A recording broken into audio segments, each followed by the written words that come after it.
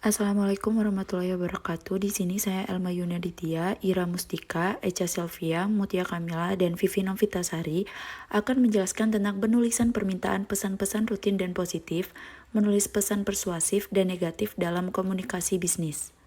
Pengertian pesan-pesan rutin. Pesan-pesan rutin adalah pesan yang berkaitan dengan kegiatan bisnis sehari-hari yang berulang, perlu dilakukan atau dijawab secepatnya. Pesan rutin sangat beragam dengan menggunakan pendekatan langsung, seperti surat masuk, surat keluar, memo yang berisi pesanan barang, keluhan, rekomendasi, permintaan informasi, kredit, dan penawaran. Pesan rutin ini pada umumnya pendek dan sederhana. Pesan rutin akan efektif apabila menerapkan strategi yang jelas, seperti terdapat pembuka, isi, penutup.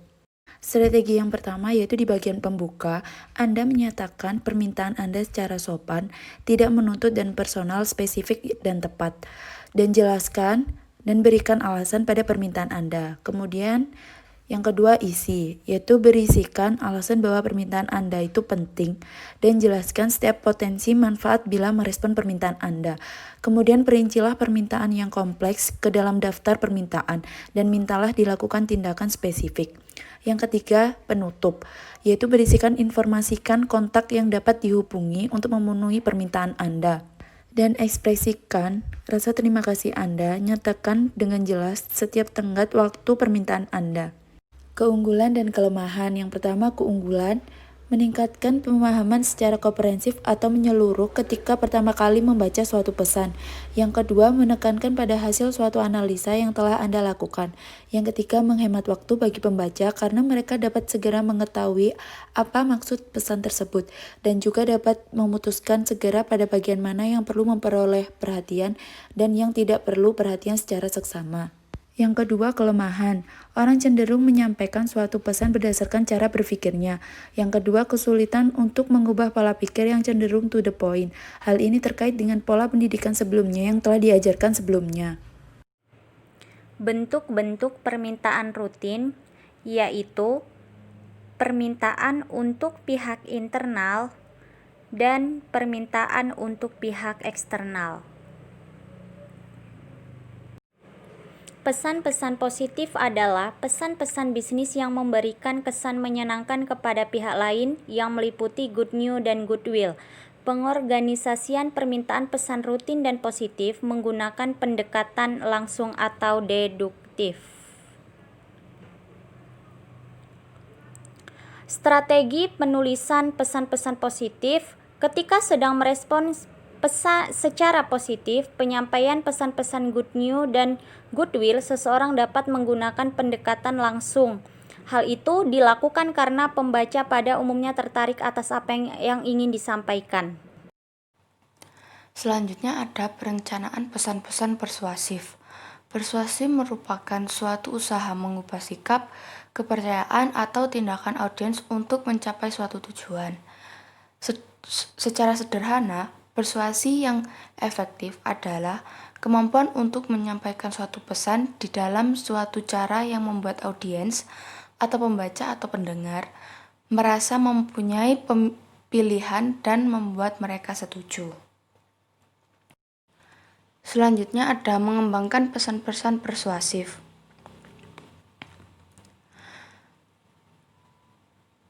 Yang pertama, menetapkan kredibilitas. Kredibilitas ditentukan oleh sejauh mana tingkat kepercayaan atau reliabilitas. Kredibilitas adalah sejauh mana kita dapat dipercaya oleh orang lain. Salah satu cara untuk menumbuhkan kredibilitas seseorang adalah melalui fakta. Semua bentuk dokumen, statistik, jaminan, dan hasil riset merupakan bukti objektif yang dapat mendukung kredibilitas Anda. Yang kedua ada kerangka argumentasi.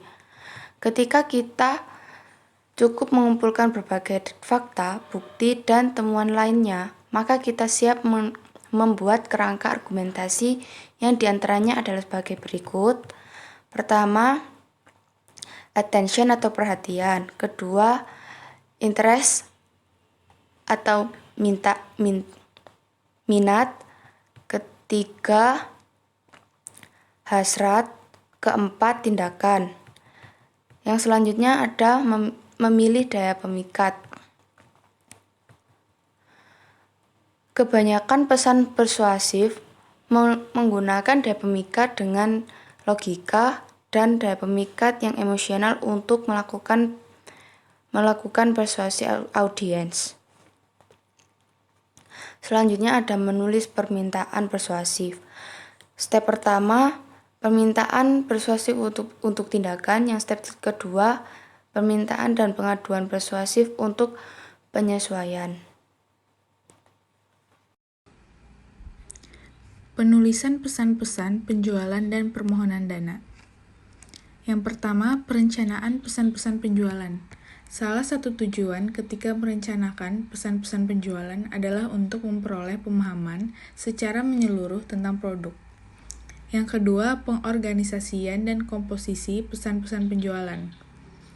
Kebanyakan surat-surat penjualan atau sales letters disusun berdasarkan perencanaan organisasional AIDA atau Attention, Interest, Desire, and Action yang digunakan untuk penulisan pesan-pesan persuasif.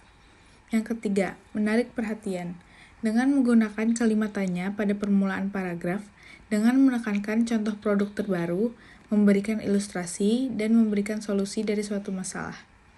Yang keempat, membangun minat dengan menekankan titik penjualan produk kepada audiens dengan menempatkan titik penjualan utama dalam paragraf awal. Yang kelima, meningkatkan hasrat dengan mengungkapkan manfaat utama bagi pembaca dalam kata-kata atau gambar, grafik, atau bagian yang lebih menarik. Pengertian dan jenis ragam pesan negatif. Pesan negatif atau bad news adalah pesan yang mempunyai dampak kurang menyenangkan bagi audiens. Pesan negatif lazimnya disusun dengan pendekatan tidak langsung atau induktif, tetapi dapat juga dengan pendekatan langsung. Aneka ragam pesan negatif yaitu yang pertama, pesan negatif tentang masalah bisnis, rutin kenaikan harga, produk cacat, produk kadaluarsa. Yang kedua, berita negatif tentang pesanan, seperti tidak dapat memenuhi sebagian atau seluruh pesanan. Yang ketiga, berita negatif tentang orang, seperti menolak lamaran kerja, menolak memberi rekomendasi. Tujuan dari pesan negatif. Dalam penyampaian bad news, terdapat 5 tujuan utama. Pertama, menyampaikan berita buruk. Kedua, memastikan penerimaan tentang berita buruk tersebut. Ketiga, mempertahankan niat baik goodwill dengan penerima atau pembaca pesan. Keempat, mempertahankan citra baik organisasi. Yang kelima, mengurangi korespondensi tentang hal tersebut, bad news, di waktu yang akan datang. Menyelesaikan pesan negatif. Pertama, revisi pesan Anda untuk memastikan semuanya jelas, lengkap, dan ringkas. Kedua, pilihkan desain dan tata letak yang bersih dan profesional. Dan terakhir, pastikan pesan negatif disampaikan tepat waktu. Selanjutnya, menulis pesan negatif. Gunakan bahasa yang sopan dan kata-kata yang tidak biasa. Gunakan frase positif dalam pesan-pesan negatif dan jelaskan kesalahan penerima dengan kalimat pasif. Yang terakhir, pendekatan langsung dan pendekatan tidak langsung. Sekian dari kelompok kami. Wassalamualaikum warahmatullahi wabarakatuh.